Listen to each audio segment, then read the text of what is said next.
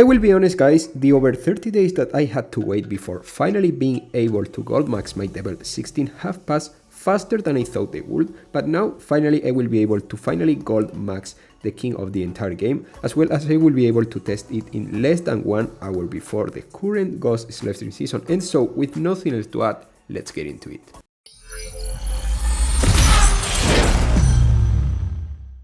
Alright, so in case you didn't know, I had to wait for that many days to be able to finally upgrade my Devel, basically because you can't upgrade the main Syndicate car, in this case the Devel, with credits as all the other cars in the game until the drive Syndicate disappears, since you have to use Syndicate coins instead of credits in order to apply any upgrade, part or epic import part to your Devel as long as the drive Syndicate 8 remains on the game.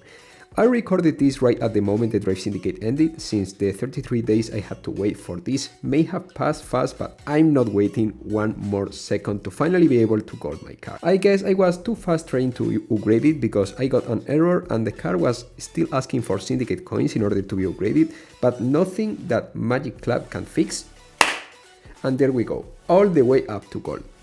Not gonna lie, it would have been quite funny if I did the math wrong and I ended up like one epic import part away of finally maxing out my Devel, but nope, that's not the case since I have checked several times and I always had the perfect amount of epic import parts. Something I realized is that more offers featuring Devel epic import parts appear after I got all the 16 epic import parts, but you know, it was too late since I already had all what I needed. So it is what it is, I think. There is nothing I can do but enjoy my card as much as I can. I legit can't stop thinking about how crazy will multiplayer be once that crossplay arrives, and how useful will this Devel 16 be.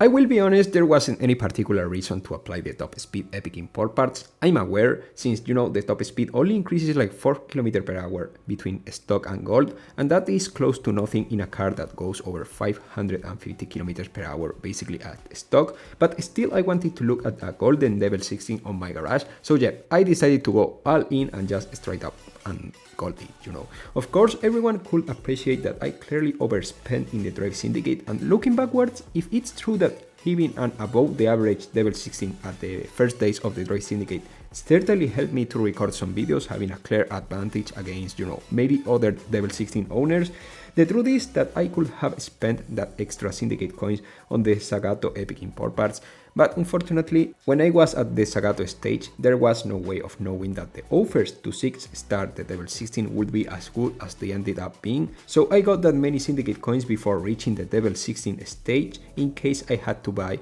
Devel 16 packs to complete the blueprints I needed, which as I said ended up being way easier thanks to the new offers, this Drive Syndicate feature. You know what, back in the Koenigsegg CC850 Drive Syndicate 7, where I decided not to spend a single dollar basically because of the car weak performance, offers at the final stage were extremely bad, as some guys who went for it told me, and you had to spend 100 bucks in order to get like 5 or 6 Koenigsegg CC850 blueprints from a single bundle, which, considering the fact that the Koenigsegg require over 300 blueprints, no, exactly 300 blueprints, pretty much like the Devel 16, made the feat of starting it up almost impossible for the vast majority of those interested in unlocking it, excepting, of course, the abusers who, you know, would end up getting banned a couple of months after the Drive Syndicate 7 ended. But thanks God, this time seems like there will be way less abusers, even though I'm aware that a couple of guys got their Devel 16 golden with cheats and are still running around, but it's a matter of time, you know, before Gameloft finds out about the new method, and eventually both guys will get permanently banned or with their progressions completely wiped out, reset to the ground to zero basically, as some abusers face it while trying to abuse this recent Drive Syndicate 8. I don't really think that the fact that during this Drive Syndicate 8 we got slightly better offers made people spend rather than cheat, at least in many cases, because if you had the Venom F5, you only had to 4-star the Zagato, which, well, wasn't super easy or super cheap, but still was somewhat easier than the previous Drive Syndicate, thanks once again to a different kind of offers, which actually offer way better items for an okayish price. Let's remember that at the end it's Gameloft, so as someone who has bought a ton of different Asphalt 9 offers, I can really tell you that this time the offers were way more reasonable. Okay, so now moving into something different, a couple of you guys asked me which was the real reason behind why I decided to get so many tokens. Well, right now I have close to 340,000 tokens, and I got so many of them basically because season tokens will be completely eliminated the next update, so it basically proves that if there is something that will likely never leave Asphalt 9, that's the tokens. In the long run, I will need them, so if 100,000 tokens are necessary to gold the main car of a specific season, I would like to have like 5 to 6 main cards virtually golden on my token reserves. I have no idea, maybe many cards will end up being, useless and I will have to keep saving in the long term, but still I do really think that keeping tokens is a great way of being prepared for whatever the future brings to Asphalt 9. It's not like season tokens could be stored in the long run anyways, but certainly I will miss them because season tokens allow you to max and gold cards incredibly easy. And I think that was clear in the last burst of speed given the huge amount of 6 stars and gold Chirons 300 plus I have seen in multiplayer recently. And now that I think about it, the whole concept of season tokens began as something which wasn't really clear, only to evolve and turn into a quite annoying feature, just to end up being a quite useful currency for many players. I do really think that some concepts the season tokens brought to the game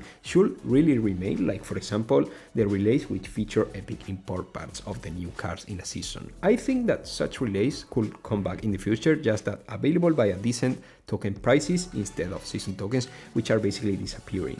Another improvement I will suggest will be that instead of relays, Gameloft allow players to get some epic import parts they needed just using tokens, but not in a relay or more into a separate item. So if for example you want a Deus Vajan epic import part, you can get one spending 1500 tokens or something like that. Because it was kinda useless for me to, get all the epics from the relays just in order to get the last one, which was the only one I actually needed.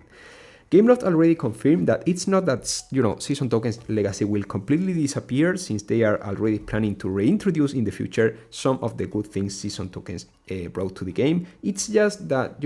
season tokens as a currency turned out to be way too useful for the players, considering that you could get 2000 tokens if you save enough season token, proving the token supremacy in my honest opinion. But at this point of the video, it's your turn, guys. Do you think that investing in the Devel 16 was a good idea from a game progression perspective? Would you like to see some of the season tokens features back in the game at some point in the future? And if so, which ones? You all are invited to let me know your thoughts in the comment section. Make sure to drop your epic like, subscribe in order to not miss any of my upcoming videos, and I will see you really soon as usual with much more Asphalt content. Goodbye, guys.